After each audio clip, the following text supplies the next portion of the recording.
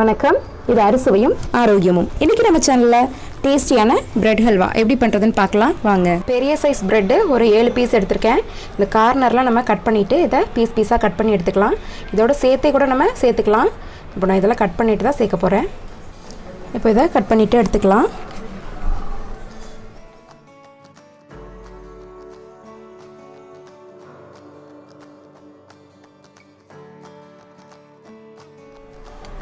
இப்போ இதை சின்ன சின்ன பீஸஸாக நம்ம கட் பண்ணிக்கலாம். அப்போ தான் நமக்கு ஃப்ரை பண்ணுறதுக்கு ஈஸியாக இருக்கும்.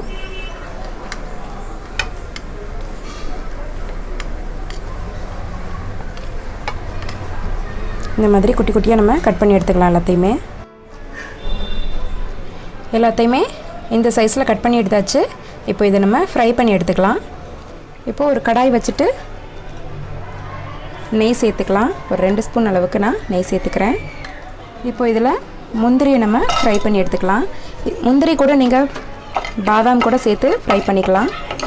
உங்களுக்கு என்ன நட்ஸு சேர்த்துக்கிறதுக்கு இஷ்டமோ அதை நீங்கள் நெய்யில் வந்துட்டு ஃப்ரை பண்ணி எடுத்து வச்சுக்கோங்க.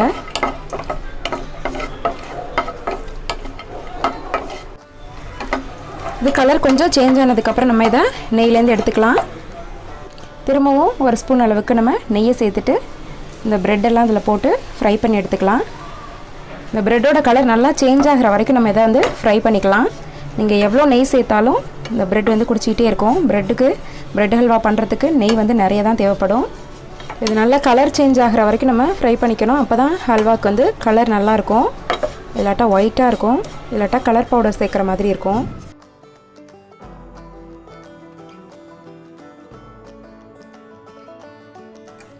ஃபைவ் மினிட்ஸ் கிட்ட ஆயிடுச்சு. இப்போ தான் கலர் கொஞ்சமாக சேஞ்ச் ஆகி வந்திருக்கு. மீடியம் ஃப்ளேம்லேயே வச்சுட்டு இதை ஃப்ரை பண்ணுங்கள். இந்த மாதிரி கலர் வந்து நல்லா கோல்டன் கலருக்கு வரணும். அது வரைக்கும் நம்ம இதை ஃப்ரை பண்ணிக்கலாம். இந்த அளவுக்கு கலர் மாறுற மாதிரி நம்ம இதை ஃப்ரை பண்ணி எடுத்துக்கலாம். இதை அப்படியே வேறு ஒரு பிளேட்டுக்கு மாற்றி வச்சிடலாம். இப்போது அதே கடாயை வச்சுட்டு நம்ம பால் சேர்த்துக்கலாம். இந்த பால் நல்லா கொதிக்கட்டும்.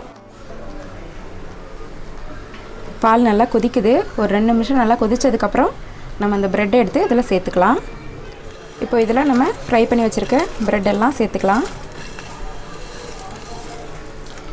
இந்த ப்ரெட் துண்டெல்லாம் பாலை நல்லா உறிஞ்சிற வரைக்கும் நம்ம இதை குக் பண்ணிக்கலாம்.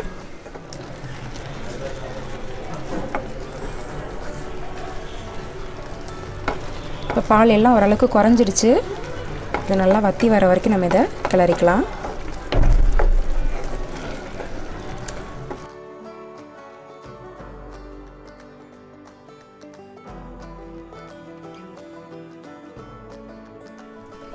இப்போ பால் நல்லா வற்றி வந்துடுச்சு. இந்த டைமில் நம்ம சுகர் எடுத்து சேர்த்துக்கலாம். நான் வந்து 100 கிராம் அளவுக்கு சுகர் எடுத்திருக்கேன். உங்களுக்கு ப்ரெட்டில் வந்து ஸ்வீட்னஸ் இருந்ததுன்னா சுகரை கொஞ்சம் கம்மியாகவே ஆட் பண்ணிக்கோங்க. இப்போ இது நல்லா இலகி வரும்.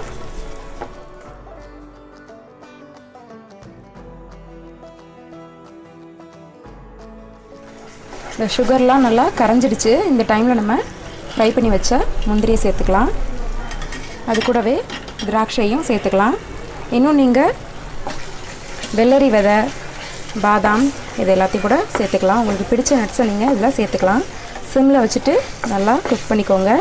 நல்லா பாத்திரத்தில் ஒட்டாமல் வரணும். அந்த அளவுக்கு நம்ம இதை குக் பண்ணணும். எண்ணெயும் நல்லா நம்ம சேர்த்த நெய்யெல்லாம் நல்லா பிரிஞ்சு வரணும்.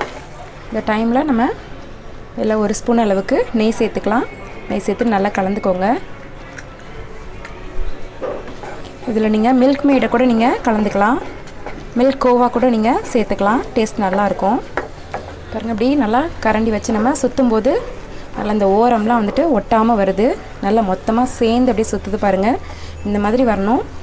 இன்னும் நம்ம சேர்த்த நெய் எல்லாமே நல்லா பிரிஞ்சு வரணும். இந்த ஓரத்தில் பார்த்திங்கன்னா நெய் எல்லாம் நல்லா பிரிஞ்சு வருது. இந்த மாதிரி இன்னும் வரணும். அந்த அளவுக்கு நம்ம இதை வந்து குக் பண்ணணும். இன்னும் நம்ம இந்த மாதிரி கிளற தான் நமக்கு இந்த ஹல்வாவோட வாசனை வரும். அது வரைக்கும் நம்ம இதை குக் பண்ணிக்கணும்.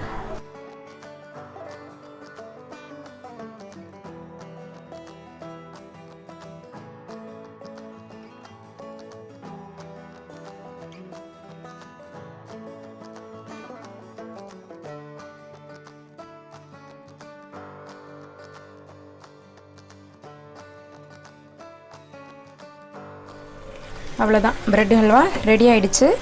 டேஸ்டியான பிரெட் ஹல்வா சூப்பராக ரெடி ஆகிடுச்சு. நீங்களும் இதை ட்ரை பண்ணி பாருங்கள். இந்த வீடியோ உங்களுக்கு பிடிச்சிருந்ததுன்னா மறக்காமல் எங்களோட சேனலை சப்ஸ்கிரைப் பண்ணுங்கள்.